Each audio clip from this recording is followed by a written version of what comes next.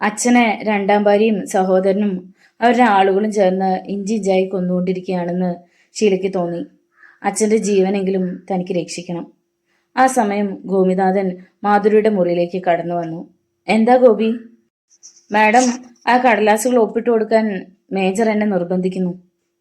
ഗോപി, അത് നടക്കാത്ത കാര്യമാണെന്ന് താങ്കൾക്ക് അറിഞ്ഞുകൂടെ? ഇനി ഈ കാര്യം പറഞ്ഞുകൊണ്ട് എൻ്റെ അടുത്ത് വരരുത്. നിങ്ങളെ നിയമിക്കാൻ അറിയാമെങ്കിൽ പിരിച്ചുവിടാനും കഴിയുമെന്ന കാര്യം മറക്കരുത്. മാഡം, ഞാൻ എന്ത് ചെയ്യാനാണ്? മകൾ വന്നതോടെ നിർബന്ധവും കൂടി. അദ്ദേഹം പറയുന്നത് ന്യായമല്ലേ? സ്വത്തിന്റെ കാൽഭാഗം മകൾക്ക് കൊടുക്കുന്നത് കൊണ്ട് എന്താ തെറ്റ്?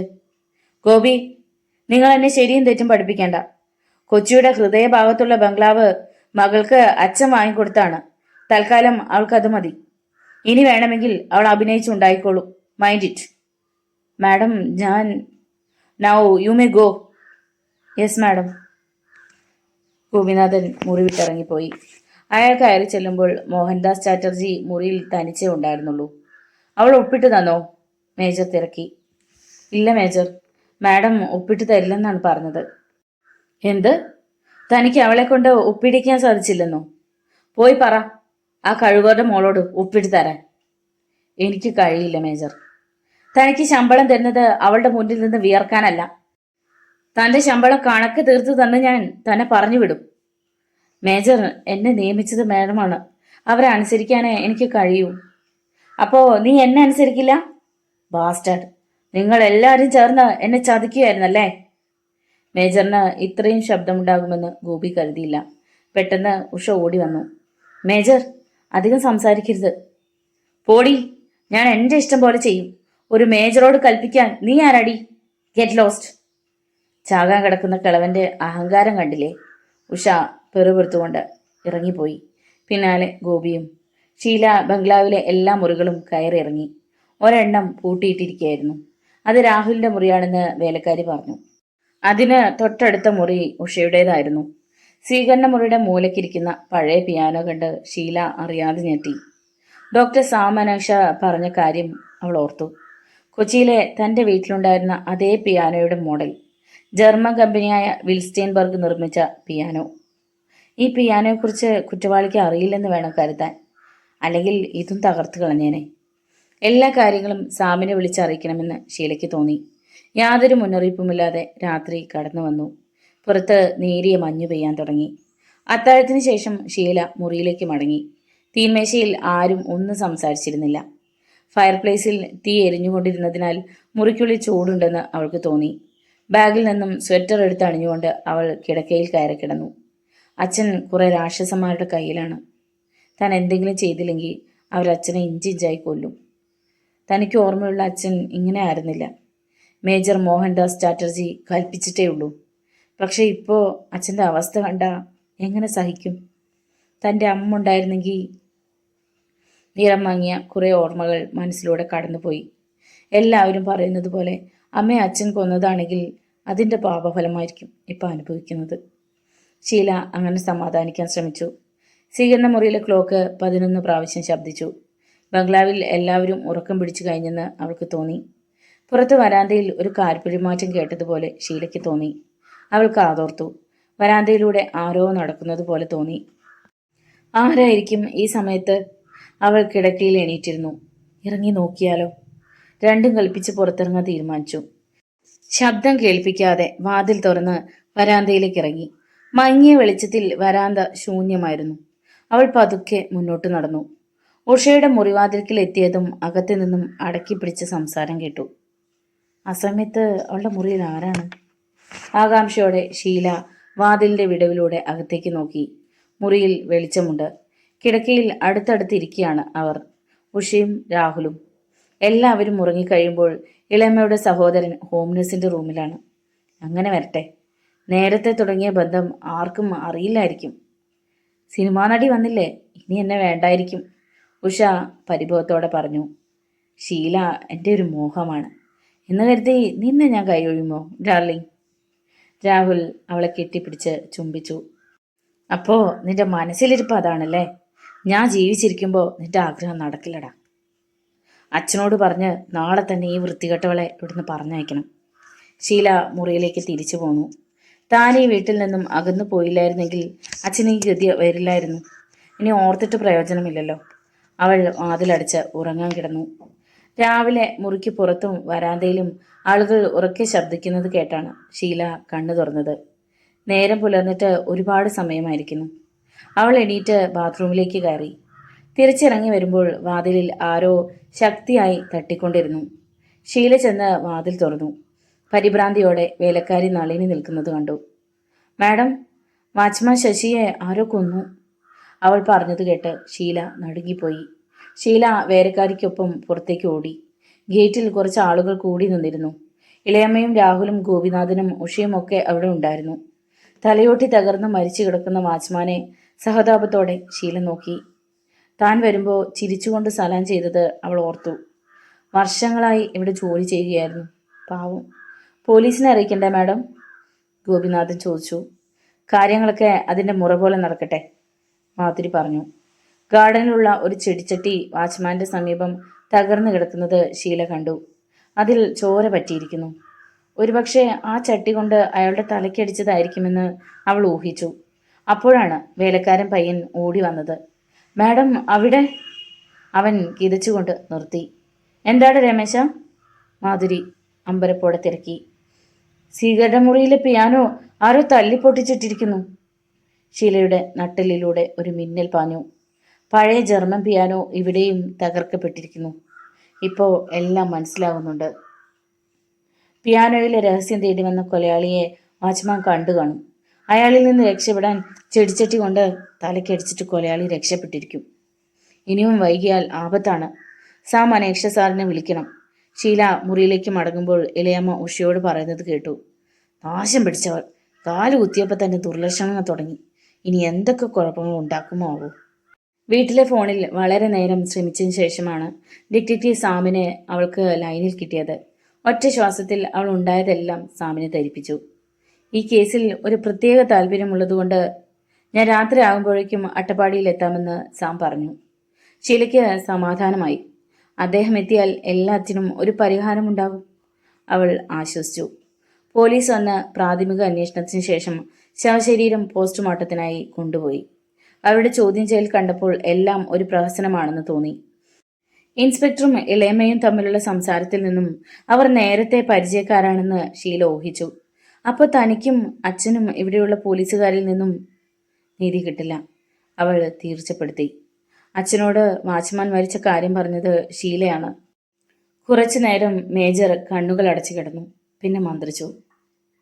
പാവം, എൻ്റെ അമ്മയോട് നിന്നോട് ഞാൻ ചെയ്ത തെറ്റിന് ദൈവം കടുത്ത ശിക്ഷ തന്നെ തന്നു. കണ്ടില്ലേ മേജർ മോഹൻദാസ് ചാറ്റർജി എന്ന സിംഹത്തിൻ്റെ പതനം. അച്ഛൻ്റെ കണ്ണുകൾ ആദ്യമായി നിറയുന്നത് ഷീല കണ്ടു. കരയല്ലച്ച, അച്ഛനൊന്നും സംഭവിക്കില്ല. ഞാൻ അച്ഛനെ ചികിത്സിപ്പിക്കും. അച്ഛൻ പഴയതുപോലെ എഴുന്നേറ്റ് നടക്കും. ഇല്ല മോളെ, വൈകിപ്പോയി. അവരെന്നെ സ്ലോ പോയിസൺ കുത്തിവെച്ച് ഇഞ്ചിഞ്ചായി കൊന്നുകൊണ്ടിരിക്കുകയാണ്. അത് കേട്ട് ഷീല ഞെട്ടിപ്പോയി. ഇത് സത്യമാണോ അച്ഛാ? മേജർ തല ഉലുക്കുക മാത്രം ചെയ്തു. ഇവിടെ എന്താ അച്ഛനും മകളും തമ്മിലൊരു കിന്നാരം? അധികം സംസാരിക്കാൻ പാടില്ലെന്ന് അറിഞ്ഞൂടെ? ദേഷ്യത്തോടെ മാധുരി മുറിയിലേക്ക് വന്നു. ഉഷേ, അവൾ ഉറക്കി വിളിച്ചു. Yes madam. ഉഷ കയറി വന്നു. നിന്നെ ജോലിക്ക് നിർത്തിയിരിക്കുന്നത് മേജറിനെ നോക്കാനാണ്. നീ എവിടെയായിരുന്നു? കണ്ടില്ലേ മാസ്ക് ധരിക്കാതെ ഒരുമ്പൊട്ടോൾ കയറി വന്നത്? അദ്ദേഹത്തിന് അണുബാധ ഉണ്ടായ നീ സമാധാനം പറയുമോ? Sorry madam. അവൾ ഷീലയ്ക്ക് അരികിലേക്ക് വന്നു. നിങ്ങൾ മകളായിരിക്കും, പക്ഷേ അച്ഛനൊരു രോഗിയാണ്, അത് മറക്കരുത്. മാം പുറത്തു പോകണം പ്ലീസ്. അച്ഛൻ എങ്ങനെ രോഗിയായി? നിങ്ങളെക്കൊണ്ട് ഞാൻ അതിന് സമാധാനം പറയിപ്പിക്കും. നോക്കിക്കോ. കൊടുങ്കാറ്റ് പോലെ ഷീല ഇറങ്ങിപ്പോയി. മേജർ എന്തൊക്കെയോ വേണ്ടാത്ത വർത്തമാനം അവളോട് പറഞ്ഞിട്ടുണ്ട്. ഇനി എങ്ങനെ ഉണ്ടാകാതെ നീ നോക്കണം. അറിയാമല്ലോ എന്നെ? മാധുരി ഉഷയോട് ദേഷ്യപ്പെട്ടു. ഇനി ഇങ്ങനെ ഉണ്ടാകാതെ ഞാൻ നോക്കിക്കോളാം മാഡം. എങ്കിൽ നിനക്ക് നല്ലത്. മാധുരി ഇറങ്ങിപ്പോയി. മോളെ, ഷീലയെ ഒന്ന് വിളിക്കൂ. എനിക്ക് അവളോട് അല്പം സംസാരിക്കാനുണ്ട്. വേണ്ട, മാഡം പറഞ്ഞു കേട്ടില്ലേ? നീ എന്നോട് കൽപ്പിക്കുന്നോ? മേജർ മോഹൻദാസ് ചാറ്റർജി ആരാണെന്ന് നിനക്കറിയാമോ? വിളിക്കണേ എൻ്റെ മോളെ. ഉഷ ഷീലയെ വിളിക്കാനായി പുറത്തേക്ക് പോയി. 10 മിനിറ്റിനുള്ളിൽ ഉഷയോടൊപ്പം ഷീല മേജറുടെ മുറിയിലെത്തി. എന്തിനാ അച്ഛനെ വിളിപ്പിച്ചത്? മോളെ, എൻ്റെ കാര്യങ്ങൾ നോക്കാൻ മറ്റൊരാളെ നിയമിക്കണം. ഇവളെനിക്ക് വിശ്വാസമില്ല. പക്ഷേ ഇളയമ്മ സമ്മതിക്കുമോ അച്ഛാ? എൻ്റെ കാര്യം ഞാൻ തന്നെയാണ് തീരുമാനിക്കുന്നത്. അവളുടെ സമ്മതം ആർക്ക് വേണം? ആ സമയം വേലക്കാരി നളിനി അവരുടെ അടുത്തേക്ക് വന്നു. ഷീല മാഡത്തിന് ഒരു ഫോണുണ്ട്, അവൾ പറഞ്ഞു. ഷീല ഓടിച്ചെന്ന് സ്വീകരണ മുറിയിലിരിക്കുന്ന ഫോണിൻ്റെ റിസീവർ എടുത്തു. അത് ഡോക്ടർ സാം മനേഷയായിരുന്നു. ഹലോ സർ, ഷീലയാണ്, പറയൂ. ഷീല, ഞാൻ പാലക്കാട് എത്തി. പെട്ടെന്നാണ് ഷീലയ്ക്ക് ഒരു ഐഡിയ തോന്നിയത്. അവൾ ആ കാര്യം സാം മനേഷയുമായി സംസാരിച്ചു. അദ്ദേഹത്തിനും അവൾ പറഞ്ഞ ഐഡിയ ഇഷ്ടപ്പെട്ടു. എങ്കിൽ ഞാൻ നേരെ ബംഗ്ലാവിലേക്ക് വരാം. ഷീല അങ്ങോട്ടേക്കുള്ള വഴി കൃത്യമായി സാമിനെ ധരിപ്പിച്ചു. ഇനിയെല്ലാം നേരിൽ. അവൾ കോൾ കട്ടാക്കി. My God, Sam Manesh sir വരുന്നു. ഇനി എല്ലാത്തിനെയും ഒരു പാഠം പഠിപ്പിക്കും. ഡോക്ടർ സാം മനേഷ സാറിൻ്റെ ഉദ്ദേശം ആരും അറിയാൻ പോകുന്നില്ല. അച്ഛനെ പരിചരിക്കാൻ വന്ന പുതിയ മെയിൽ നേഴ്സ് നിയമിച്ചത് താനും. കൊള്ളാം, നല്ല ഐഡിയ, ആരും സംശയിക്കില്ല. സാമിനെ കാത്തിരുന്ന ഷീലയ്ക്ക് സമയം പോകുന്നില്ലെന്ന് തോന്നി. ഒടുവിൽ കാത്തിരിപ്പിന് വിരാമം ഇട്ടുകൊണ്ട് ഒരു അംബാസഡർ കാർ ഗേറ്റിലെത്തി. വേലക്കാരൻ രമേശ് കാറിനടുത്തേക്ക് ചെന്നതും ഷീല വേഗം ഗേറ്റിനടുത്തേക്ക് ഓടി. രമേശ്, അത് എൻ്റെ ആളാണ്, കടത്തിവിട്. ശരി മാം. അവൻ ഗേറ്റ് തുറന്നു. കാർ അകത്ത് കയറി പോർച്ചിൽ വന്നു നിന്നു. കാറിൽ നിന്നും സാം മനീഷ ഇറങ്ങിയപ്പോൾ ഷീല ആശ്വാസത്തോടെ ഒന്ന് നിശ്വസിച്ചു. Good evening sir. Good evening Sheela. ടാക്സിക്കാരനെ പറഞ്ഞു വിട്ട ശേഷം സാം ഷീലയ്ക്കൊപ്പം അകത്തേക്ക് കയറി. നിൽക്ക്, ഇതാരാണ്? മാധുരി മുന്നിൽ പ്രത്യക്ഷപ്പെട്ടു. പിന്നാലെ രാഹുലും ഗോപിയും. ഇളയമ്മേ, ഇത് സാം മനീഷ, മീൽ നേഴ്സാണ്. കാശ്മീരിൽ മിലിറ്ററി ഹോസ്പിറ്റലിൽ കുറെ കാലം ജോലി ചെയ്തിരുന്നു. ഇയാൾ എന്തിന് ഇങ്ങോട്ട് വരണം? ഗോപിനാഥനോട് ചോദിക്ക്. എന്താ ഗോപി കാര്യം? മാഡം, മേജറിനെ പരിപാലിക്കാൻ ഒരു മെയിൽ നേഴ്സിന് വേണമെന്ന് ചാടി പിടിക്കാൻ തുടങ്ങിയിട്ട് കുറച്ച് ദിവസമായി. ഇന്ന് മേജർ ആ കാര്യം ഷീല മാഡത്തിനോട് പറഞ്ഞു. മാഡമാണ് പുതിയ നേഴ്സിനെ അപ്പോയിൻമെന്റ് ചെയ്തത്. എന്നോട് ചോദിക്കാതെയോ? നിങ്ങളോട് ചോദിക്കാൻ നിങ്ങൾ ആരാ തള്ളേ? മിണ്ടാതിരിക്കെ, ഷീല ഗർജിച്ചു. മാധുരിയുടെ പത്തി താഴ്ന്നു. സർ വരൂ, മുറി കാണിച്ചു തരാം. സാം ഒന്നും മിണ്ടാതെ ഷീലയ്ക്ക് പിന്നാലെ നടന്നു. ഷീലയുടെ ഇളയമ്മ ആളൊരു രാക്ഷസിയാണെന്ന് തോന്നുന്നു. അവരെ കണ്ടാലറിയാം എന്തൊക്കെയോ രഹസ്യങ്ങൾ ഒളിപ്പിച്ചിട്ടാണ് നടക്കുന്നതെന്ന്. നേരാ സാറേ, അവരെ പിടിച്ചകത്തിട്ട് 2 പൊട്ടീര് കൊടുത്താൽ എല്ലാം മണിമണി പോലെ പുറത്തു വരും. സാർ എവിടെയുള്ള എല്ലാവരെയും കണ്ടല്ലോ. ഇനി എൻ്റെ അച്ഛനെ കാണാം, മേജർ മോഹൻദാസ് ചാറ്റർജിയെ. ഉഷയുടെ മുറിക്ക് തൊട്ടുള്ള മുറിയാണ് ഷീല സാമിന് നൽകിയത്. സർ, കുളിച്ച് ഫ്രഷ് ആകുമ്പോഴേക്കും ഞാൻ വരാം. എന്നിട്ട് നമുക്ക് അച്ഛനെ കാണാം. ഭരണം നമ്മുടെ കയ്യിൽ നിന്ന് പിടിച്ചെടുക്കാനുള്ള ശ്രമമാണോ അവൾ നടത്തുന്നത്? നിനക്ക് ചുണയുണ്ടായിരുന്നെങ്കിൽ അവളെ പ്രേമിച്ച് വശത്താക്കി കൊച്ചിയിലെ കോടിക്കണക്കിന് വില വരുന്ന സ്വത്തുക്കൾ കൂടി നമുക്ക് സ്വന്തമാക്കാമായിരുന്നു. രാഹുലിന്റെ മുറിയിൽ ഇരുന്നുകൊണ്ട് മാധുരി പറഞ്ഞു. ഞാൻ എന്ത് ചെയ്യാനാ?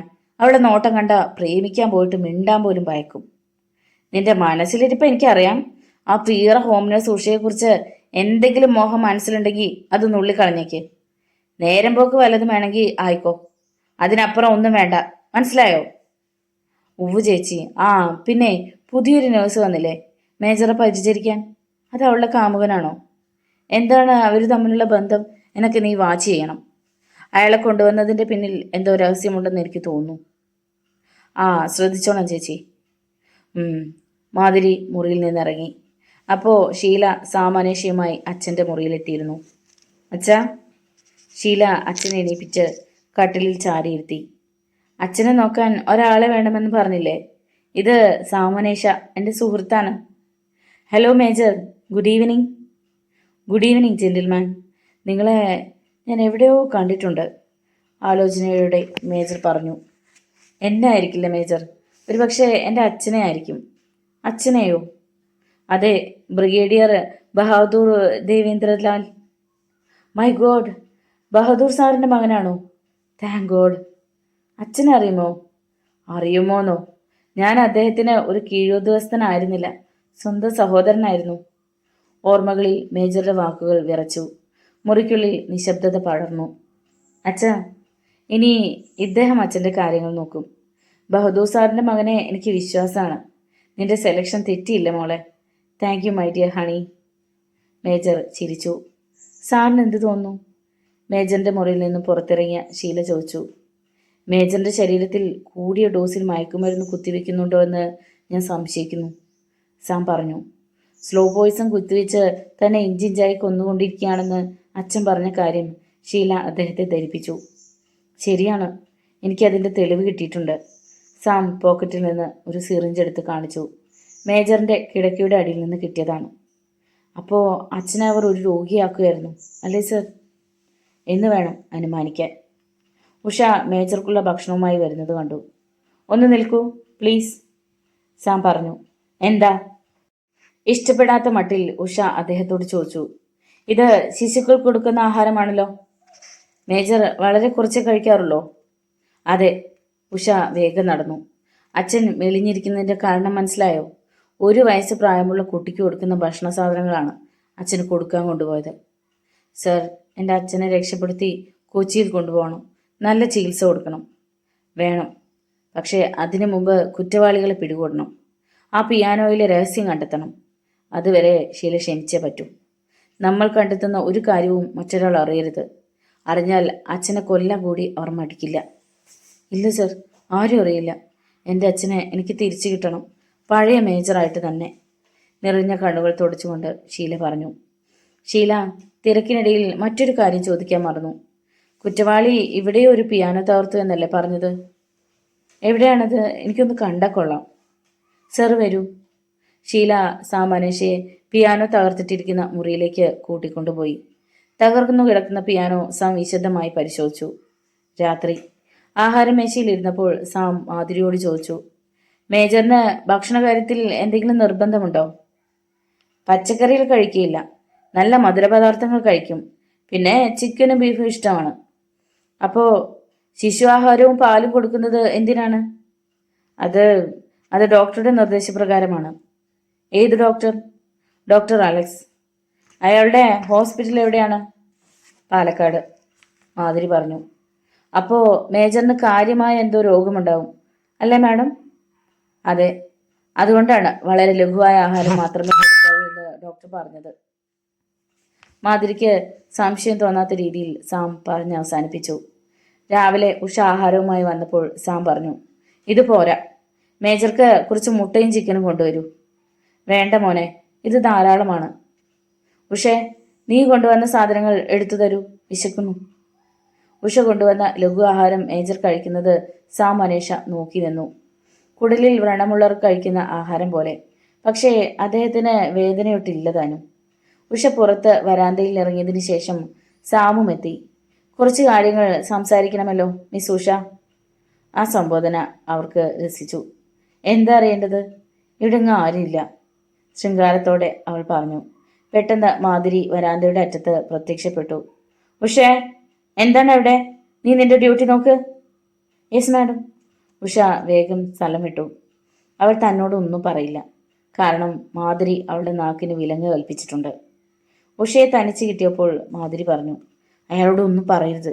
പറഞ്ഞാൽ നിന്റെ ജോലി അന്നത്തോടെ തീരും, അറിയാമോ? അറിയാം മാഡം. അവരുടെ സംസാരം സാം മറിഞ്ഞു നിന്ന് കേൾക്കുന്നുണ്ടായിരുന്നു. മേജറിനെ കുറിച്ച് അയാൾ എന്തെങ്കിലും ചോദിച്ചോ? വളരെ കുറച്ച് ആഹാരം കൊടുക്കുന്നതിനെക്കുറിച്ച് തിരക്കി. പിന്നെ മേജറിൻ്റെ കണ്ണുകൾ കുഴിഞ്ഞിരിക്കുന്നല്ലോ, മയക്കുമരുന്നോ മറ്റോ കഴിക്കുന്നുണ്ടോ എന്ന് ചോദിച്ചു. അയാളൊരു വിഡ്ഢിയായ നേഴ്സല്ല, സൂക്ഷിക്കണം.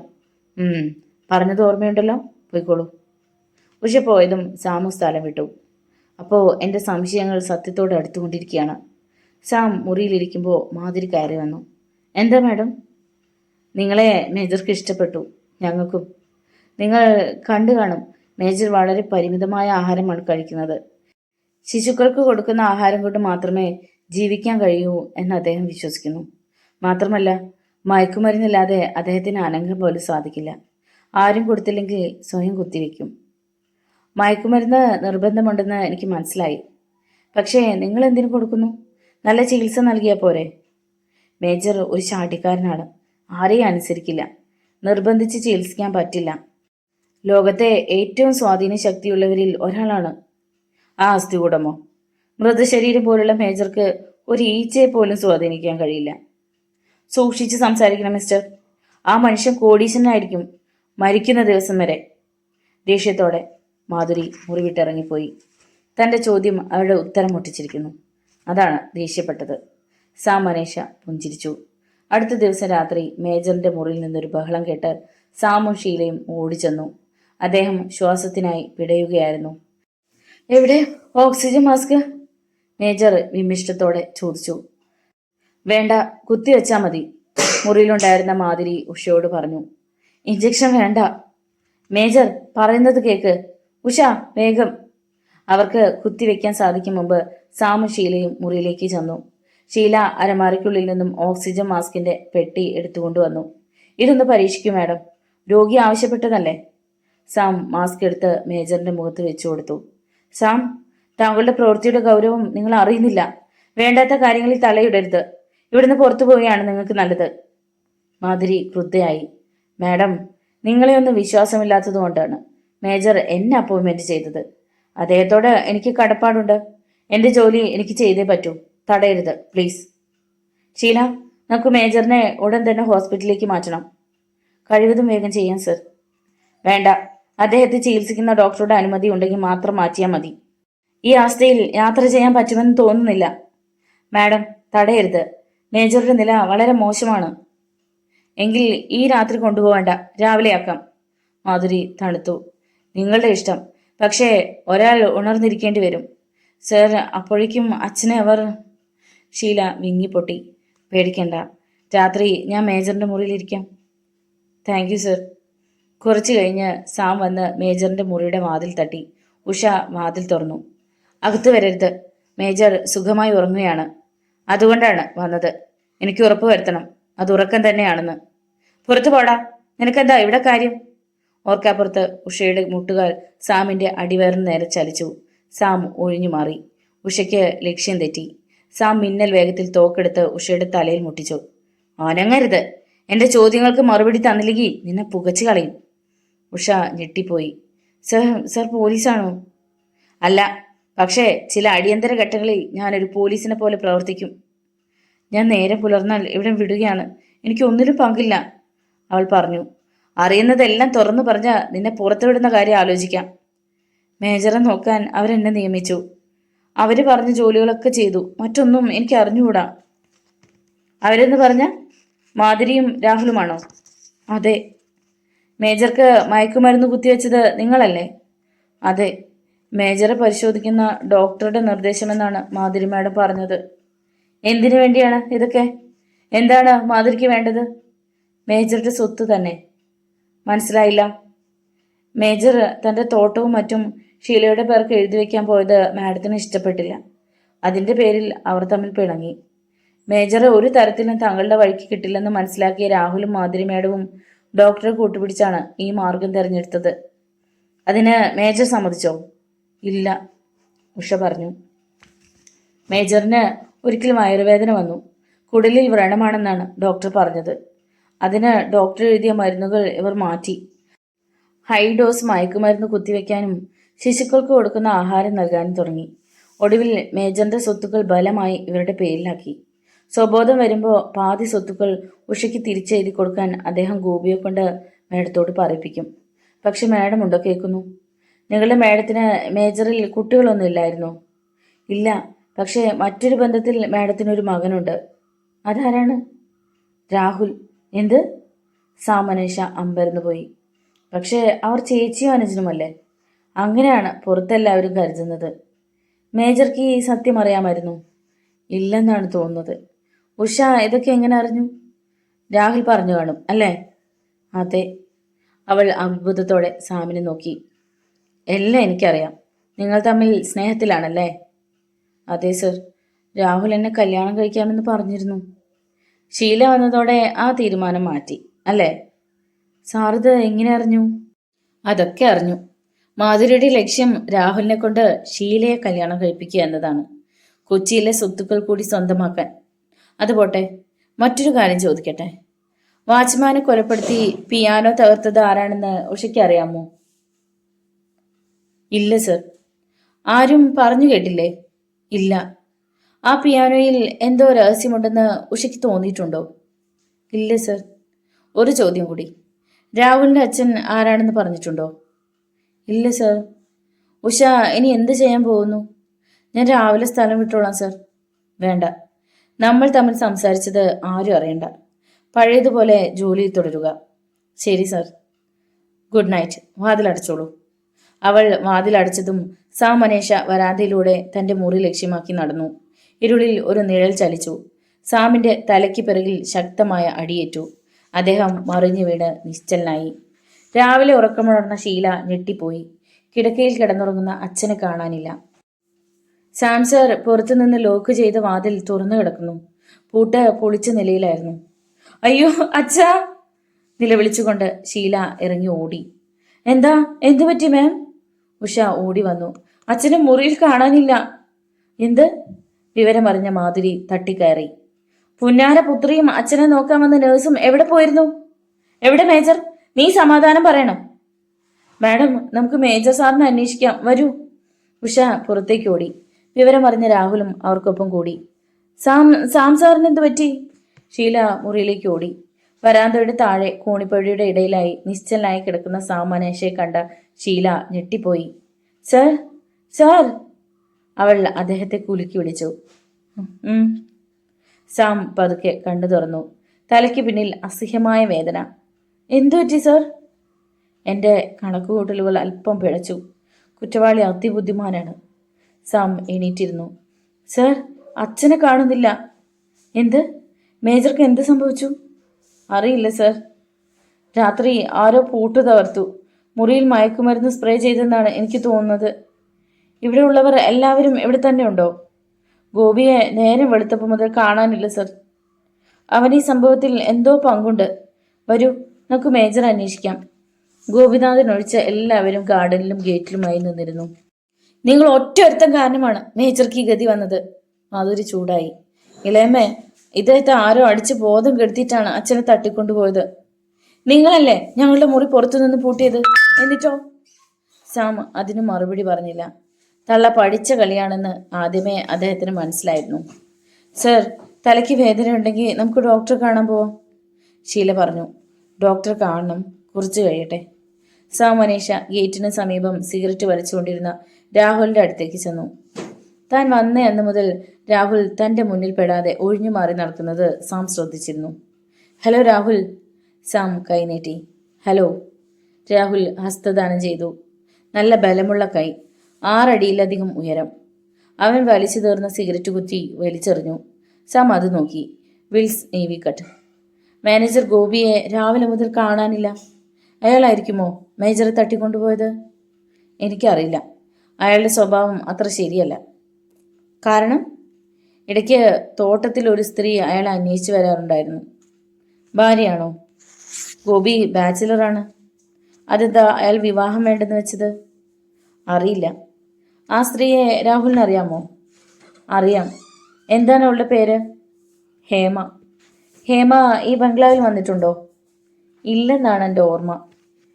ഹേമയെ രാഹുൽ പരിചയപ്പെട്ടത് തോട്ടത്തിൽ വെച്ചാണോ? അതെ. അവിടെ വേറെ ആരെങ്കിലും ഉണ്ടോ? കാവൽക്കാരും തൊഴിലാളികളും. തോട്ടം എവിടെയാണ്? ഇവിടെ നിന്നും 5 കിലോമീറ്റർ അപ്പുറത്ത്. മനീഷ പോക്കറ്റിൽ കൈയിട്ടപ്പോഴാണ് ഒരു തുണ്ട് കടലാസ് കിട്ടിയത്. പിയാനോയുടെ രഹസ്യമറിയാൻ താങ്കൾ ബുദ്ധിമുട്ടണ്ട. മേജറെ ഞാൻ കൊണ്ടുപോകുന്നു. അശോക് വർമ്മ. ഇത് വളരെ അതിശയമായിരിക്കുന്നല്ലോ. കത്ത് ഷീലയ്ക്ക് കൊടുത്തുകൊണ്ട് സാം പറഞ്ഞു.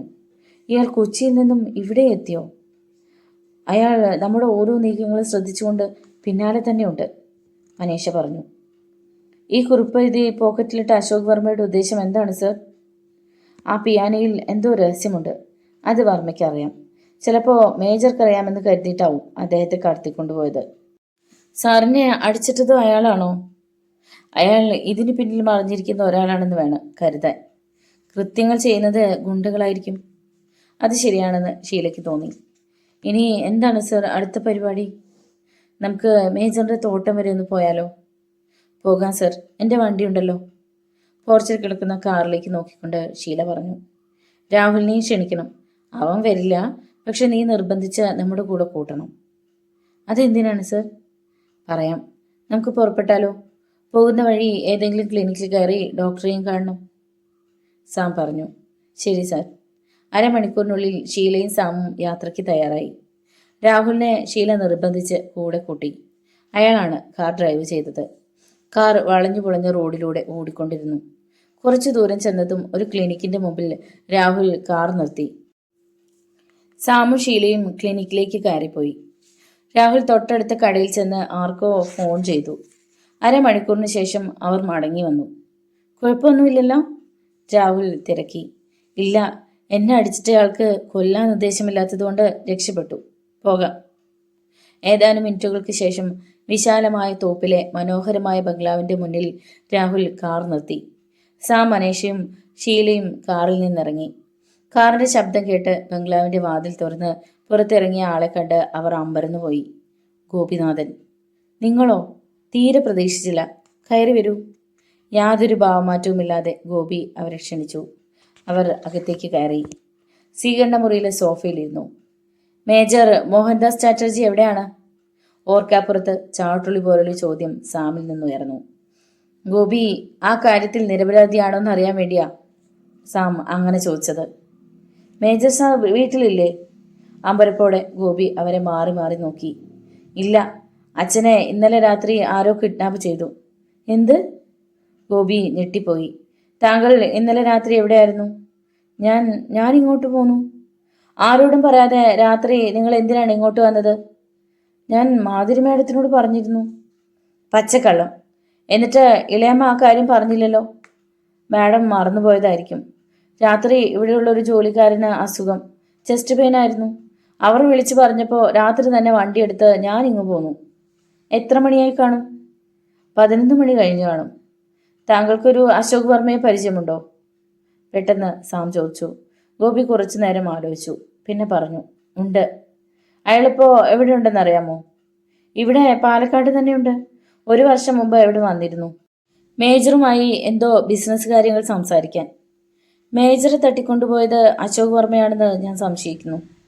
എങ്കിൽ മേജർ സാബ് ഇതിനകം കൊല്ലപ്പെട്ടിരിക്കും. പലപ്പോഴും വർമ്മ മേജർ സാറിനെ ഫോണിൽ വിളിച്ച് ഭീഷണിപ്പെടുത്തിയിരുന്നു.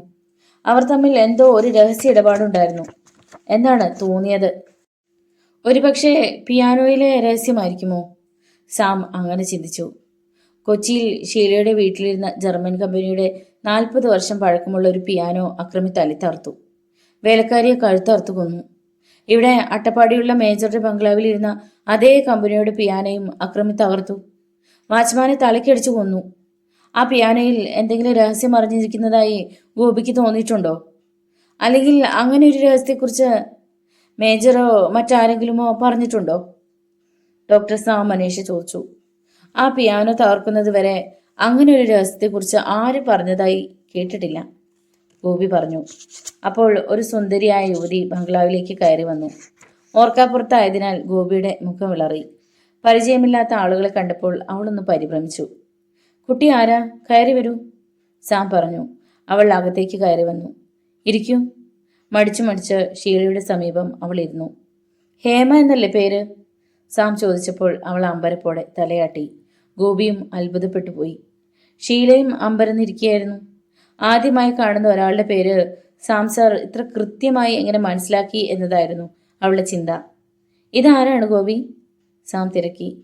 അച്ഛനില്ലാത്ത കുട്ടിയാണ്. അവൾക്ക് പഠിക്കാൻ വേണ്ടുന്ന സാമ്പത്തിക സഹായം ഞാനാണ് നൽകുന്നത്.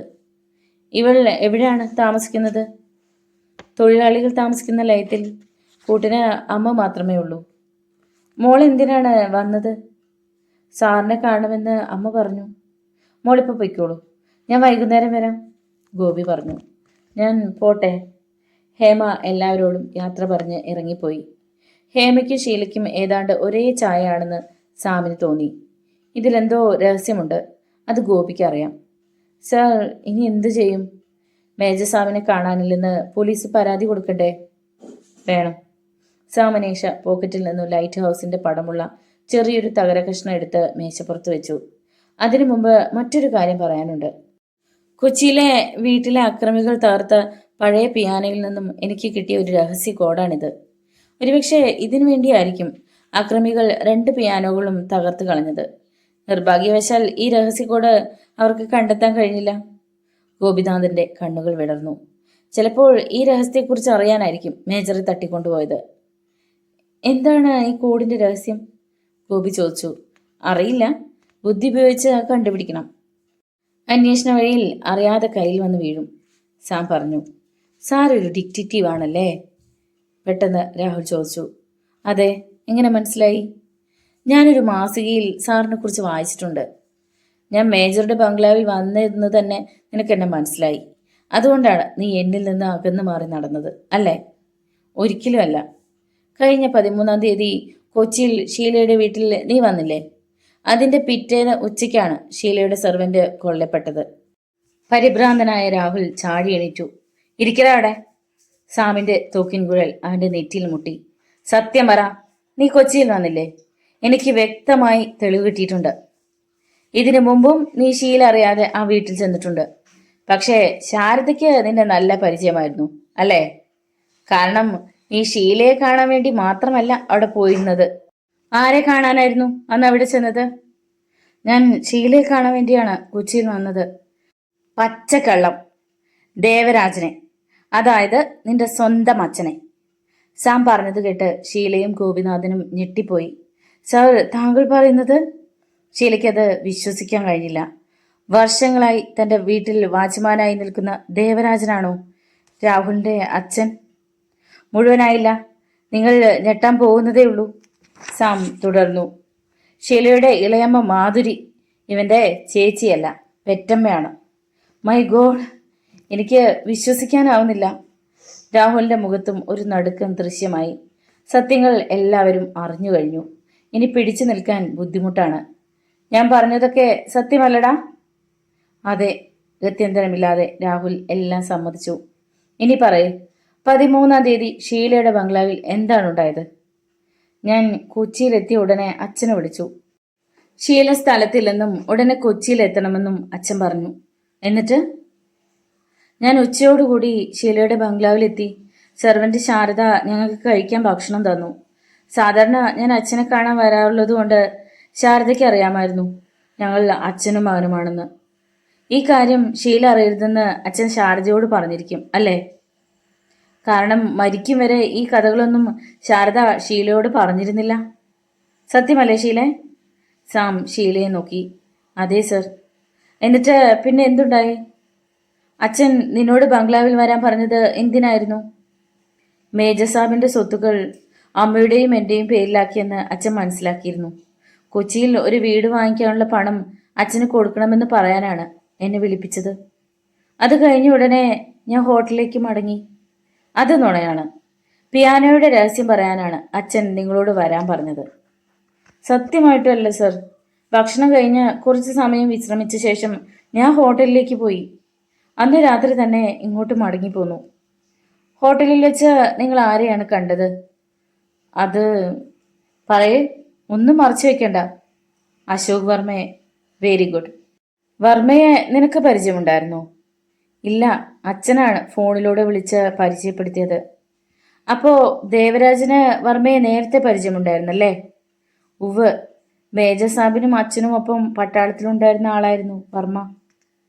അപ്പോ അച്ഛൻ വിളിച്ചു വരുത്തിയത് വർമ്മയെ കാണാനായിരുന്നു അല്ലേ? അതെ സർ. എന്തിനായിരുന്നു വർമ്മയെ കണ്ടത്? ഷീലയുടെ വീട്ടിലിരിക്കുന്ന പഴയ ജർമ്മൻ പിയാനോയിൽ ഒരു നിധി ഒളിഞ്ഞിരിപ്പുണ്ട്. അത് കയ്യിൽ കിട്ടിയാൽ എനിക്കും അച്ഛനും ഒരു വിഹിതം തരാമെന്ന് വർമ്മ പറഞ്ഞു. പിറ്റേ ദിവസം ഉച്ചയോടെ നീ വീണ്ടും ഷീലയുടെ വീട്ടിലെത്തി. സ്വീകരണ മുറിയിലിരുന്ന പിയാനോ തല്ലി പൊട്ടിച്ചു. തടയാൻ നോക്കിയ സെർവന്റിനെ കൊന്നു. ഇതല്ലേ സത്യം? അയ്യോ, ഞാനല്ല സെർവന്റിനെ കൊന്നത്, അച്ഛനാണ്. അത് കേട്ട് ഷീല ഞെട്ടിപ്പോയി. മേജറുടെ വീട്ടിലെ പിയാനോ തകർത്തതും രാഹുലാണോ? ആ പിയാനോ തകർത്ത് വാച്ച്മാനെ കൊന്നത് ഞാനല്ല സർ. ഷീലയുടെ വീടിന്റെ മതിൽ ചാടി രാത്രി വന്നതും ഹോട്ടലിൽ നിന്ന് എന്റെ പിന്നാലെ വന്നതും രാഹുലായിരുന്നില്ലേ? അതെ. അശോക് വർമ്മയുടെ നിർദ്ദേശപ്രകാരം സാറിന്റെ മുന്നോട്ടുള്ള നീക്കത്തെക്കുറിച്ച് അറിയാനായിരുന്നു അത്. അപ്പോ പഴയ പിയാനോയുടെ മിനിയേച്ചർ പാഴ്സൽ ചെയ്തതും വർമ്മയുടെ നിർദ്ദേശപ്രകാരം നീയായിരുന്നു അല്ലേ? അതെ സർ. ഷീലയെ ഒന്ന് അമ്പരിപ്പിക്കാൻ വേണ്ടി ചെയ്തതാണ്. Detective doctor Sam Bahadur Manisha CI ബൽറാമിനെ വിളിച്ച് ദേവരാജിനെ എത്രയും പെട്ടെന്ന് അറസ്റ്റ് ചെയ്യാൻ പറഞ്ഞു. ഗോപിനാഥൻ ഇവിടുത്തെ പോലീസ് സ്റ്റേഷനിൽ വിളിച്ച് ഉടനെ എത്താൻ പറയണം. രാഹുൽ പോലീസ് കസ്റ്റഡിയിലിരിക്കട്ടെ, ഗോപിയോട് സാം പറഞ്ഞു. ശരി സർ. പേടിക്കണ്ട, ഒരു മുൻകരുതൽ, അല്ലെങ്കിൽ അശോക് വർമ്മ തന്നെ കൊല്ലും, സാം രാഹുലിനോട് പറഞ്ഞു. അയാൾ എന്തിനാ എന്നെ കൊല്ലണം? അയാളെക്കുറിച്ചുള്ള രഹസ്യങ്ങൾ മുഴുവൻ പറഞ്ഞില്ലേ, അതിന്. സർ, ഒരു സംശയം. പിയാനോയിലെ രഹസ്യചിത്രം സത്യമാണോ? ഷീല ചോദിച്ചു. അറിയില്ല. മേജർക്കോ അശോക് വർമ്മയ്ക്കോ മാത്രമേ അതിനെക്കുറിച്ച് അറിയൂ. ദേവരാജ് അറിയാവുന്ന കാര്യങ്ങൾ രാഹുലിനോട് പറഞ്ഞു കഴിഞ്ഞു. ഇനി എത്രയും പെട്ടെന്ന് അശോക് വർമ്മയെ കണ്ടെത്തണം. ബംഗ്ലാവിന്റെ മുറ്റത്തേക്ക് ഒരു പോലീസ് ജീപ്പിൽ ഏതാനും പോലീസുകാർ എത്തി. ഇൻസ്പെക്ടർ സാമുമായി സംസാരിച്ചു. ഞാൻ പറയുന്നത് വരെ ഇയാൾ പോലീസ് കസ്റ്റഡിയിൽ ഇരിക്കട്ടെ. ശരി സർ. പോലീസ് സംഘം രാഹുലുമായി മടങ്ങിപ്പോയി. സാം, മനേഷയും ഷീലയും കാറിൽ അശോക് വർമ്മയുടെ വീട്ടിലേക്ക് യാത്ര തിരിച്ചു. കാർ ഓടിക്കുന്നത് ഗോപിനാഥനായിരുന്നു. ഏതാനും മണിക്കൂറുകൾക്ക് ശേഷം അവർ പാലക്കാടുള്ള അശോക് വർമ്മയുടെ വീട്ടിലെത്തി. എല്ലാവരും കാറിൽ നിന്നിറങ്ങി. അവിടെ ആളുകൾ കൂടി നിൽക്കുന്നത് കണ്ട് അവർ അത്ഭുതപ്പെട്ടു. എന്താണ് ഒരാൾക്കൂട്ടം? കാറിൽ നിന്നിറങ്ങിയ സാം ഒരാളോട് ചോദിച്ചു. അശോക് വർമ്മ മരിച്ചു. ഇന്നലെ രാത്രി ഹാർട്ട് അറ്റാക്ക് ആയിരുന്നു. സാമും ഷീലയും ഗോപിയും ബംഗ്ലാവിനുള്ളിലേക്ക് കയറി. അകത്തെ നീണ്ട ഹാളിന് നടുവിൽ അശോക് വർമ്മയുടെ നിർജീവ ശരീരം വെള്ള പുതപ്പിച്ച് കിടത്തിയിരിക്കുന്നത് അവർ കണ്ടു. താൻ അന്വേഷണം തുടങ്ങിയ കേസ് കൂടുതൽ സങ്കീർണമാകുകയാണെന്ന് സാമിന് തോന്നി. വർമ്മയുടെ മരണത്തിനും മേജറുടെ തിരോധാനത്തിനും പിന്നിൽ ഒരാളാണോ? ചിന്തിച്ചിട്ട് എവിടെയും എത്തുന്നില്ലെന്ന് അദ്ദേഹത്തിന് തോന്നി. വർമ്മയുടെ മാനേജറെ ഗോപി സാമിന് പരിചയപ്പെടുത്തി. അദ്ദേഹം ഒരു പോലീസ് ഉദ്യോഗസ്ഥനാണെന്ന് അറിഞ്ഞിട്ടും മാനേജർ ഒന്ന് പരിഭ്രമിച്ചു. താങ്കളുടെ പേരെന്താണ്? സാം തിരക്കി. പ്രതാപൻ, അയാൾ പറഞ്ഞു.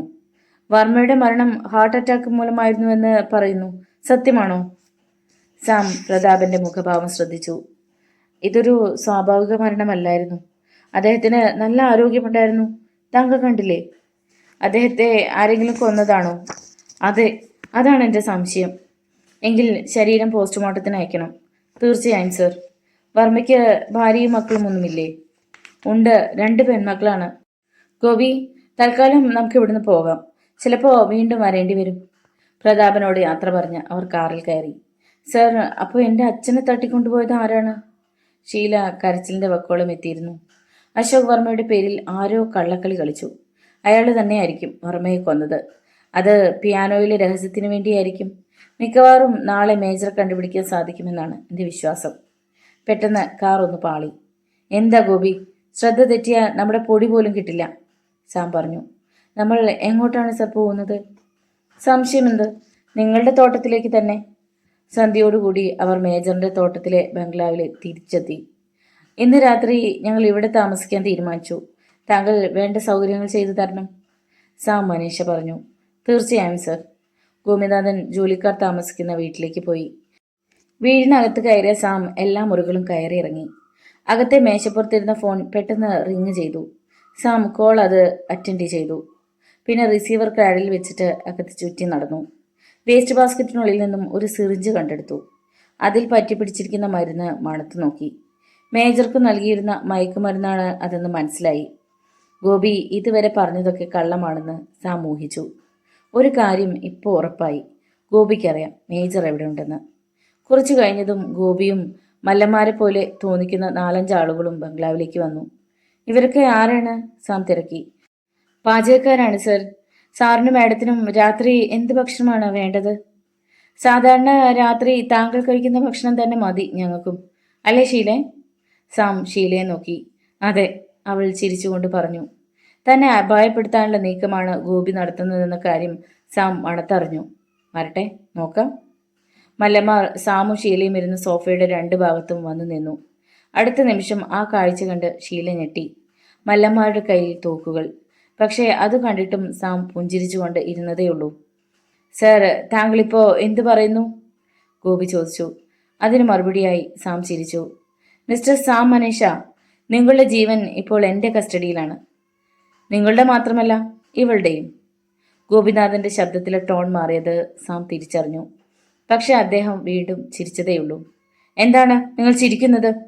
ഗോപിക്ക് ദേഷ്യം വന്നു. നിങ്ങൾ ബുദ്ധിമാനാണെങ്കിലും ഓരോ നിമിഷം കഴിയുന്തോറും നിങ്ങളുടെ ജീവൻ അപകടത്തിലേക്കാണ് നീങ്ങിക്കൊണ്ടിരിക്കുന്നത് ഓർക്കുമ്പോൾ എങ്ങനെ ചിരിക്കാതിരിക്കും ഗോപി? അപകടമോ? എനിക്കോ? തമാശ പറയരുതേ സാം. അസമയങ്ങളിലുള്ള തമാശ എനിക്കിഷ്ടമല്ല. നിങ്ങൾക്ക് തെറ്റ് പറ്റിപ്പോയി സുഹൃത്തെ. നിങ്ങളുടെ സംഘത്തിൽപ്പെട്ട ഒരാൾ തന്നെ നിങ്ങളെ കൊല്ലും. മുന്നറിയിപ്പ് തന്നതിന് നന്ദി. അതാരാണെന്ന് കൂടി പറ. നിങ്ങൾക്ക് മൗണ്ട് ഗോമറിയെ പൂർണ്ണ വിശ്വാസമുണ്ടോ? അത് കേട്ടതും ഗോപിനാഥൻ ഞെട്ടിപ്പോയി. സാം എങ്ങനെയാണ് മൗണ്ട് ഗോമറിയെക്കുറിച്ച് അറിഞ്ഞത്? അയാൾ ചിന്തിച്ചു.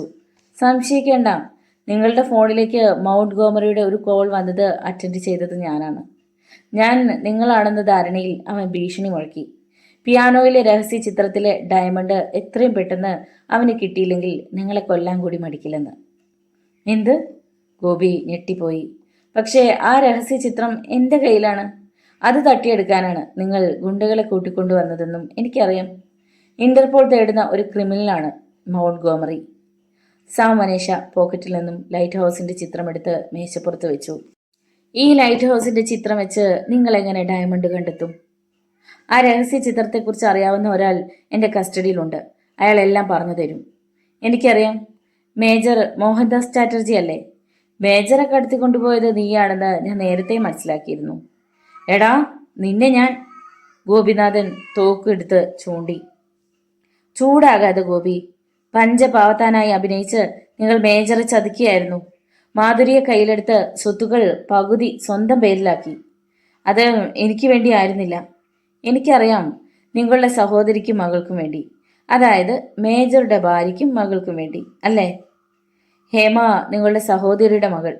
ഷീലയുടെ അതേ ചായ. അതിനർത്ഥം അവളുടെയും ഷീലയുടെയും അച്ഛൻ ഒരാൾ, മേജർ മോഹൻദാസ് ചാറ്റർജി. ഷീല ഇടിവെട്ടിയതുപോലെ സ്തബ്ധയായിപ്പോയി. ഇത് സത്യമാണോ സർ? ആണോ എന്ന് ഇയാൾ പറയട്ടെ. അതെ, താങ്കൾ പറഞ്ഞത് മുഴുവനും ശരിയാണ്. ഹേമ മേജർ സാബിൻ്റെ മകളാണ്. ഈ സത്യം മേജർക്കറിയാമായിരുന്നു? അറിയാമായിരുന്നു. കുറേ അധികം സ്വത്തുക്കൾ മേജർ നേരത്തെ തന്നെ ഹേമയുടെ പേരിൽ എഴുതി വെച്ചിരുന്നു. പിന്നെ മാധുരിയെ മയക്കി ബാക്കി കൂടി നിങ്ങൾ സ്വന്തം പേരിൽ വാങ്ങിച്ചെടുത്തു. ഹേമ മേജറിന്റെ മകളായിരുന്നുവെന്ന് മാധുരി അറിഞ്ഞിരുന്നോ? ഇല്ല, ഒരിക്കലും അറിയിക്കരുതെന്ന് മേജർ നിർബന്ധിച്ചിരുന്നു. നിങ്ങളും രാഹുലും തമ്മിലുള്ള ബന്ധം എന്തായിരുന്നു? ഞങ്ങൾ ഇങ്ങോട്ട് പുറപ്പെടുമ്പോൾ അയാൾ ഒരു കോയിൻ ബോക്സിൽ കയറി നിങ്ങളെ വിളിച്ചിരുന്നു. മേജറെ എവിടുന്ന് മാറ്റണമെന്ന് പറയാൻ, അല്ലേ? അതെ. അപ്പോൾ തന്നെ മേജറെ ഞാൻ ഹേമയുടെ വീട്ടിലേക്ക് മാറ്റി. മേജർ ബോധം കെട്ട് വീണ കാര്യം പറയാൻ വേണ്ടിയാണ് ഹേമ ഇങ്ങോട്ട് വന്നത്. അച്ഛനിപ്പോൾ എങ്ങനെയുണ്ട്? ഷീല ഇടയ്ക്ക് കയറി ചോദിച്ചു. കുഴപ്പമൊന്നുമില്ല. ഹേമയുടെ അമ്മ രജനി പഴയൊരു നേഴ്സാണ്. അവർ മേജറെ ശുശ്രൂഷിക്കുന്നുണ്ട്. അപ്പോൾ അർഹതപ്പെട്ട കൈകളിൽ മേജറിന്റെ ജീവൻ സുരക്ഷിതമായിരിക്കും, അല്ലേ? രാഹുലിന് ഹേമയെ കല്യാണം കഴിച്ചു കൊടുക്കാമെന്ന് നിങ്ങൾ പറഞ്ഞിരുന്നു. അതെ, അവന് ഹേമയെ ഇഷ്ടമാണ്, അവൾക്കും. പക്ഷേ സത്യങ്ങളെല്ലാം അറിയുമ്പോൾ അവൾ അവനെ ഇഷ്ടപ്പെടുമോ എന്ന് കണ്ടറിയണം. ഒരു സംശയം കൂടി തീർക്കാനുണ്ട്. അശോക് വർമ്മയെ കൊന്നത് മൗണ്ട് ഗോമറിയാണല്ലേ? എനിക്കറിയില്ല. രാത്രിയിൽ എൻ്റെ തലക്കടിച്ചത് താങ്കളായിരുന്നല്ലേ? അത് ഒരു തെറ്റ് പറ്റിയതാണ്. തെറ്റോ ശരിയോ എന്ന് നമുക്ക് പിന്നീട് തീരുമാനിക്കാം.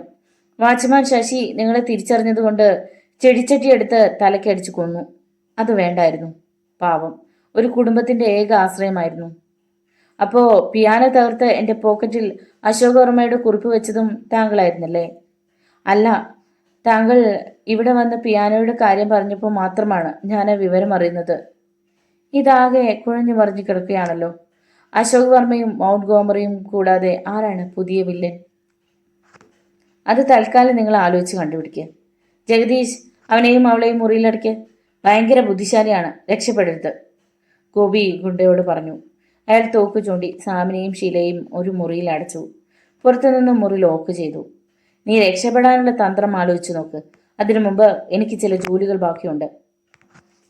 ഇയാൾ ഇത്ര ഭയങ്കരനാണെന്ന് ഞാൻ സ്വപ്നത്തിൽ പോലും കരുതിയില്ല സർ, ഷീല പറഞ്ഞു. ഒരാളുടെ രൂപം കണ്ട അയാളുടെ കയ്യിലിരിപ്പ് മനസ്സിലാക്കാൻ സാധിക്കില്ലെന്ന് ഇനിയെങ്കിലും അറിഞ്ഞിരിക്കണം. മേജറിന്റെ വീട്ടിലെ പിയാനോ തകർത്തത് ആരാണ്? അതിലെ രഹസ്യം എന്താണ്? ഇത്രയും കാര്യങ്ങൾ കൂടി കണ്ടെത്തി കഴിഞ്ഞാൽ ഈ കേസ് അന്വേഷണം അവസാനിപ്പിക്കാമെന്ന് തോന്നുന്നു.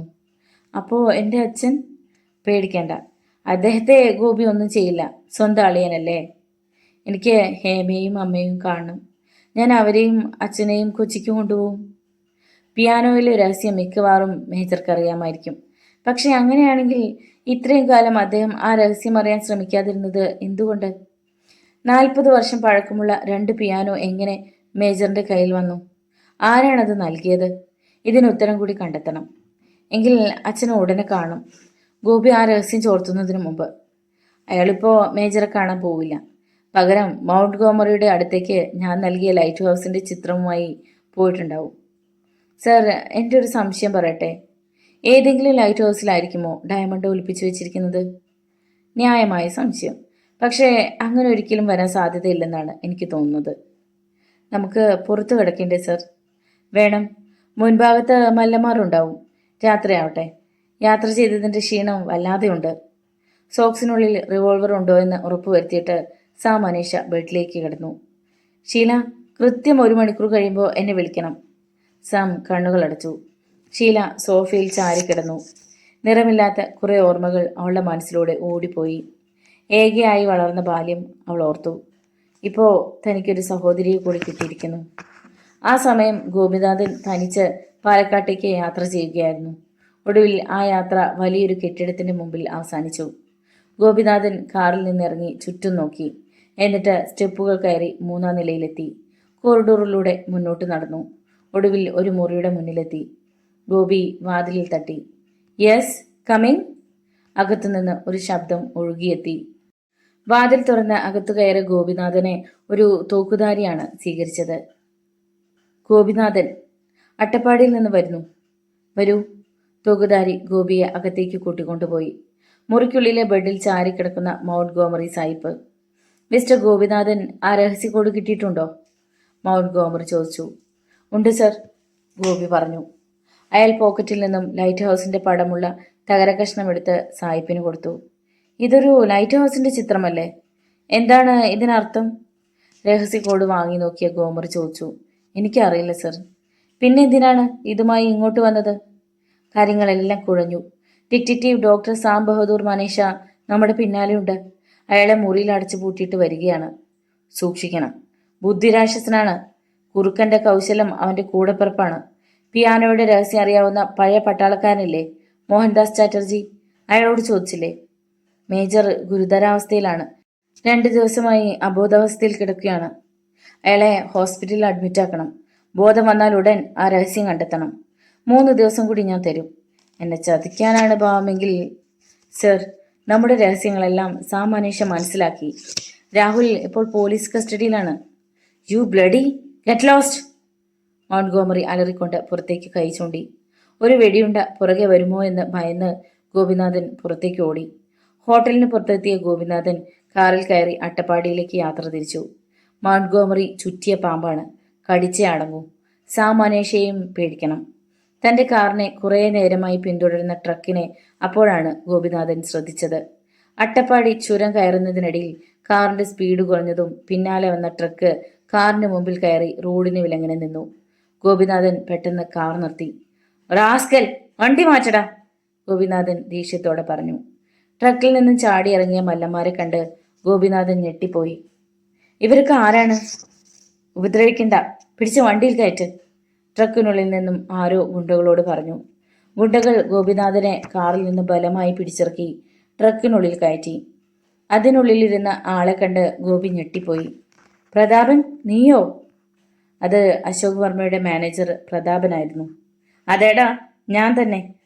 വൈകുന്നേരം വരെ വെള്ളം കോരിയിട്ട് കുടമിട്ടുടയ്ക്കാൻ എനിക്ക് മനസ്സില്ല, പ്രതാപൻ പറഞ്ഞു. അപ്പോൾ അശോക് വർമ്മയെ കൊന്നത് നീയാണല്ലേ? അതെ. അയാൾ തനിച്ച് പിയാനോയിലെ രഹസ്യത്തിലെ ഡയമണ്ട് കൈക്കലാക്കിയ ശേഷം എന്നെ കൊല്ലാൻ പദ്ധതിയിട്ടത് ഞാൻ അറിഞ്ഞു. അതുകൊണ്ട് അവനെ കാലപുരിക്ക് അയച്ചു. അപ്പോ മേജറുടെ വീട്ടിലെ പിയാനോ തകർത്തത് നീയായിരുന്നല്ലേ? അതെ. എല്ലാവരെയും തെറ്റിദ്ധരിപ്പിക്കാൻ സാമിന്റെ പോക്കറ്റിൽ കുറിപ്പെഴുതിയിട്ടതും ഞാനാ. എന്നെ നീ എങ്ങോട്ടാണ് കൊണ്ടുപോകുന്നത്? ആ രഹസ്യം കൈക്കലാക്കി കഴിഞ്ഞ് നിന്നെ കൊന്ന് നദിയിലൊഴുക്കാൻ. പിയാനോയിലെ രഹസ്യം ആർക്കും അറിയില്ല. അറിയാവുന്ന ഒരാളെ നീ കൊന്നു. മറ്റേയാൾ അബോധാവസ്ഥയിലും. ആ രഹസ്യം നിന്റെ കയ്യിലുണ്ടെന്ന് അറിയാം. അതുമായിട്ടല്ലേ നീ മൗണ്ട് ഗോമറി സാഹിബിനെ കാണാൻ പോയത്? ഗോപിനാഥൻ പോക്കറ്റിൽ നിന്നും ലൈറ്റ് ഹൗസിന്റെ ചിത്രമെടുത്ത് പ്രതാപന് കൊടുത്തു. ഇതാണ് ആ നാശം പിടിച്ച ചിത്രം. എന്താണിത്, ലൈറ്റ് ഹൗസോ?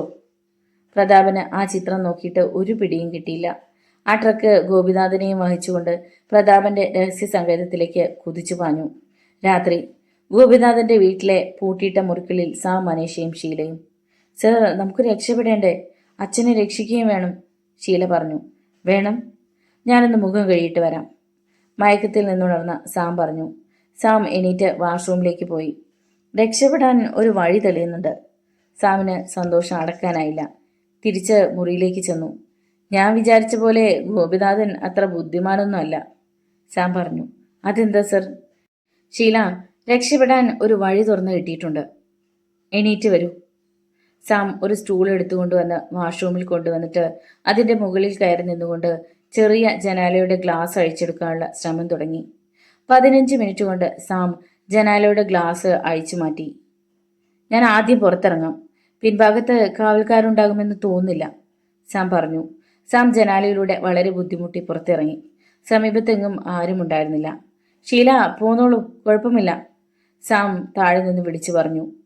ഷീല ജനാലയിലൂടെ പിടിച്ച് പുറത്തേക്ക് ഇറങ്ങാൻ ശ്രമിക്കുന്നു. സൂക്ഷിച്ച്, സാം പറഞ്ഞു.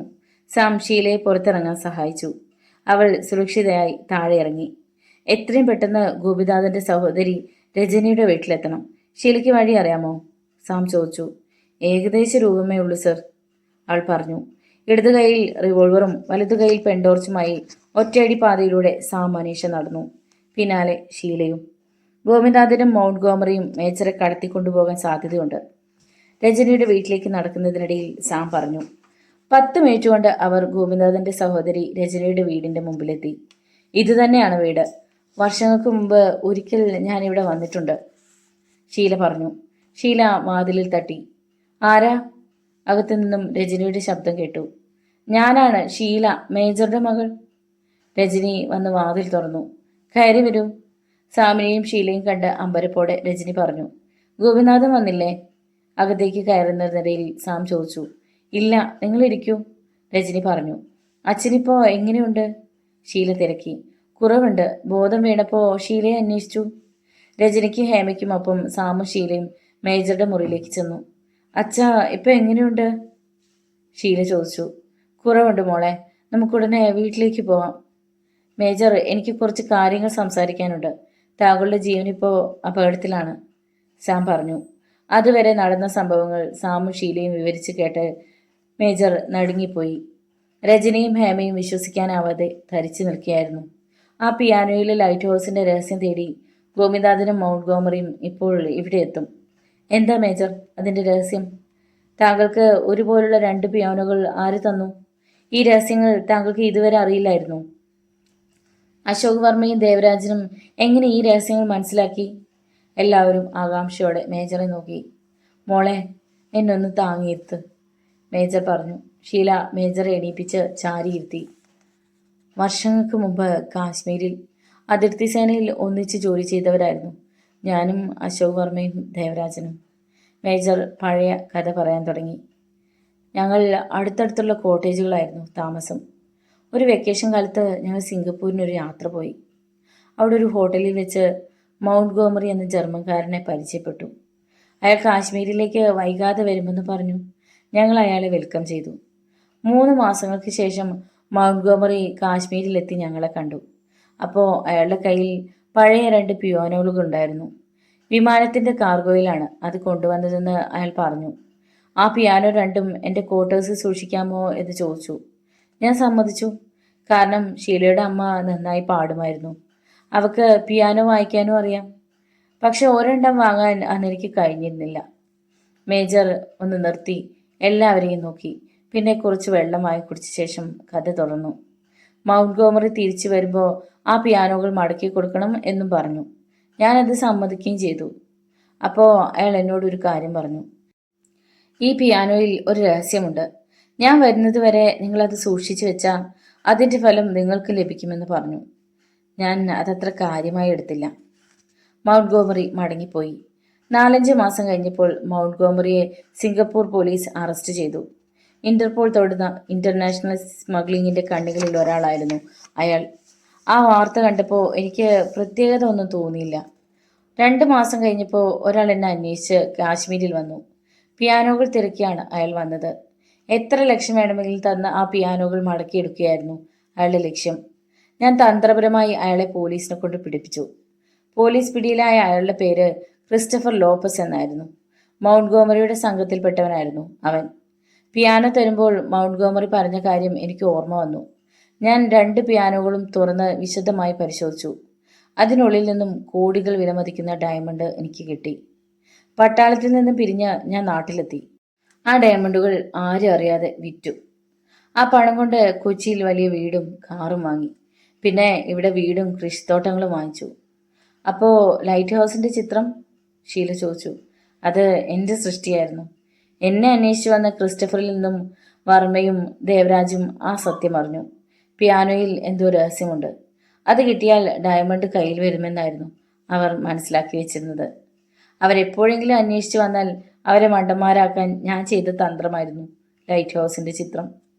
പിന്നീട് ജയിൽ ചാടിയ മൗണ്ട്ഗോമറിയും എന്നെ തേടി വന്നു. അശോക് വർമ്മയുടെ കയ്യിലാണ് അയാൾ ചെന്നുപെട്ടത്. അവർ തമ്മിൽ ഡീൽ ചെയ്തു. ഡയമണ്ട് കിട്ടിയാൽ പാതി പണം കൊടുക്കാമെന്ന്. അപ്പോൾ പിയാനോയിൽ ഡയമണ്ട് ആണെന്നുള്ള വിവരം വർമ്മയ്ക്ക് അറിയില്ലായിരുന്നോ? സാം തിരക്കി. പിയാനോയിൽ ഒരു രഹസ്യമുണ്ട്. അത് അറിഞ്ഞാൽ ഡയമണ്ട് കയ്യിൽ വരും എന്നാണ് ക്രിസ്റ്റഫറിൽ നിന്നും അവർ മനസ്സിലാക്കി വെച്ചിരിക്കുന്നത്. മൗണ്ട്ഗോമറി ജയിൽ ചാടും മുമ്പ് ക്രിസ്റ്റഫറിൽ നിന്നും വർമ്മയും ദേവരാജനും ഈ വിവരം അറിഞ്ഞിരുന്നതല്ലേ? പിന്നെ അവർ എന്തുകൊണ്ട് അന്വേഷിച്ചു വന്നില്ല? അവർ രണ്ടുപേരും എന്നെ കാണാൻ വന്നു. ക്രിസ്റ്റഫർ പറഞ്ഞ കാര്യം എന്നോട് പറയുകയും ചെയ്തു. അവരുടെ മുമ്പിൽ വെച്ച് പിയാനോ രണ്ടും തുറന്നു പരിശോധിച്ചു. ലൈറ്റ് ഹൗസിന്റെ ചിത്രം കാണിച്ചു കൊടുത്തു. അവർ ധരിച്ചു വെച്ചത് ഏതോ ലൈറ്റ് ഹൗസിനുള്ളിലേക്കും നിധി എന്നാണ്. ആ വഴിയിൽ അവർ കുറേ അന്വേഷണം നടത്തിയിരുന്നു, മൗണ്ട്ഗോമറി ജയിൽ ചാടി വരുന്നത് വരെ. എന്നാൽ അയാൾ വന്നപ്പോൾ കഥയാകെ മാറി.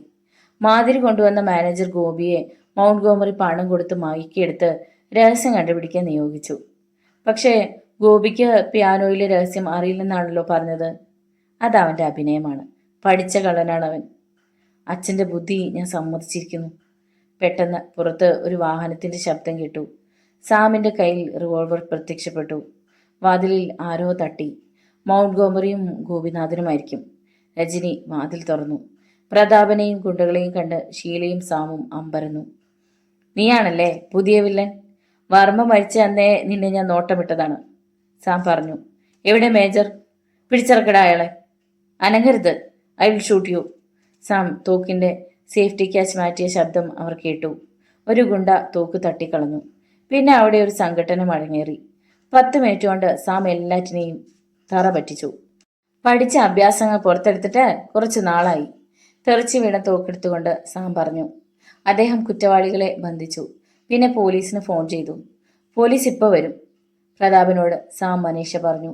സാമിൻ്റെ ചോദ്യങ്ങൾക്ക് മുമ്പിൽ പിടിച്ചു നിൽക്കാൻ പ്രതാപന് കഴിഞ്ഞില്ല. നടന്നതെല്ലാം അയാൾ പറഞ്ഞു. അപ്പോൾ ഗോപിനാഥനെ നിങ്ങൾ കൊന്നോ? ഇല്ല, തടവിലിട്ടിരിക്കുകയാണ്. അയാൾ പിയാനോയിലെ രഹസ്യത്തെ വിൽക്കാൻ മൗണ്ട്ഗോമറിയുമായി ബന്ധപ്പെട്ടിരുന്നു. മൗണ്ട്ഗോമറി ഇപ്പം എവിടെയുണ്ട്? പാലക്കാടുള്ള ഒരു ഹോട്ടലിൽ. സാം മാറി മാറി ആർക്കൊക്കെയോ ഫോൺ ചെയ്തുകൊണ്ടിരുന്നു. ഒടുവിൽ പോലീസ് ജീപ്പ് കുന്നിറങ്ങി വരുന്നതിൻ്റെ പ്രകാശം അവർ കണ്ടു.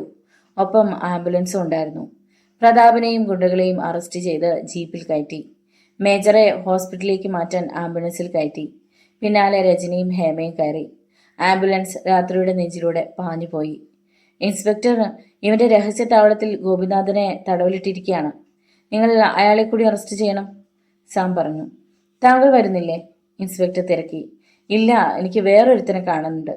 മൗണ്ട്ഗോമറിയെ കുറ്റവാളിയെയും വഹിച്ചുകൊണ്ട് പോലീസ് സംഘം മടങ്ങി. സാർ ഇപ്പോൾ തന്നെ പാലക്കാട് പോകുന്നുണ്ടോ? ഷീല തിരക്കി. നമുക്ക് തോട്ടത്തിലെ ബംഗ്ലാവിലേക്ക് പോവാം. അവിടെ ചെന്നിട്ട് തീരുമാനിക്കാം എന്ത് വേണമെന്ന്. അവർ അപ്പോൾ തന്നെ ബംഗ്ലാവിലേക്ക് മടങ്ങി. നേരം പുലരാറായി അല്ലേ സർ? ഒന്ന് വിശ്രമിക്കാൻ സമയമുണ്ട്. മൗണ്ട്ഗോമറി രക്ഷപ്പെടുന്നതിന് മുമ്പ് അവനെ പിടികൂടണം. ഇത് നല്ലൊരു അവസരമാണ്. നടക്കുന്നതിനിടയിൽ സാം പറഞ്ഞു.